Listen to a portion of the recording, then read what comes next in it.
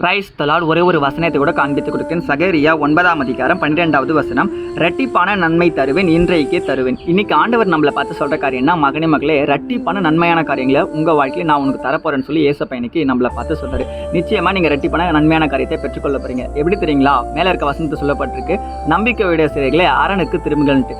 ஏசப்பா பக்கம் நம்ம திரும்புற பிள்ளைகளா இருக்கோம்னா, நம்ம இப்பவே அற்புதமான காரியங்களை நம்ம வாழ்க்கையில பார்க்க போறோம்னு சொல்லி இன்னைக்கு ஆண்டவர் நம்மளை பார்த்தாங்க சொல்றாரு. எப்படிப்பா திரும்புறது? பெரிய விஷயமே கிடையாதுங்க. நீங்க ஆண்டவருக்கு விரோதமா அநேக பாவம் செஞ்சிருப்பீங்க. அந்த பாவத்தெல்லாம் இப்பவே ஒப்பு கொடுத்து, ஏசப்பா இனிமே இந்த பாவத்தை நான் பண்ண மாட்டேன், இந்த தப்புலேருந்து எனக்கு விடுதலை கொடுங்க, இந்த அடிமைதனமான காரியங்கள்லேருந்து எனக்கு விடுதலை கொடுங்க, இனிமே நான் உங்களுடைய பிள்ளையா உமக்கு பிரியமான காரியத்தை செய்ய போறேன்னு சொல்லி ஏசப்பா நீங்க ஒப்பு கொடுக்குறீங்கன்னா, ஏசப்பா இன்னைக்கு உங்களை பார்த்து சொல்றாரு, மகனே மகளே, இரட்டிப்பான நன்மையான காரியத்தை இன்னைக்கு உங்க வாழ்க்கையில பார்க்க போறேன். நீங்க ரொம்ப நாளா எதிர்பார்க்குற எல்லா காரியத்தையும் பெற்றுக்கொள்ள போறேன்னு சொல்லி ஏசப்பா இன்னைக்கு நம்மளை பார்த்து சொல்றாரு. ஒருவேளை நீங்க கர்ப்பத்தின் கனிக்காக வெயிட் பண்ற பிள்ளைகளா இருக்கலாம், இந்த படிப்புல ஒரு உயர்வுக்காக வெயிட் பண்ற பிள்ளைகளா இருக்கலாம், உங்களுடைய வாழ்க்கையில நீங்க நிறைய காரியத்துக்கு எதிர்பார்த்து காத்திருக்க பிள்ளைகளா இருக்கலாம், இன்னைக்கு கூட நீங்க கடன் பிரச்சனை நிறைய மாட்டிட்டு இருக்கீங்க. எல்லாத்துலேருந்து விடுதலை ஏசப்பா தரப்போறாருங்க. என் நன்மையான காரியத்தை நீங்க சீக்கிரத்தில் பார்க்க போறீங்க. எப்போ பார்ப்பீங்க? ஏசப்பா பார்க்கும் உங்க முகத்தை நீங்க திருப்பும்போது, அவர் சமூகத்துக்கு நீங்க போற பிள்ளையா இருக்கும்போது நிச்சயமா உங்க வாழ்க்கையை நீங்க மாற்றத்தை பார்ப்பீங்க. விசுவாசிக்கிறீங்கன்னா ஆமென் போட்டுக்கோங்க. இதே போல வைக்கிற வாசிக்கு நான் ஃபாலோ பண்ணிக்கோங்க. God bless you. ஆமென்.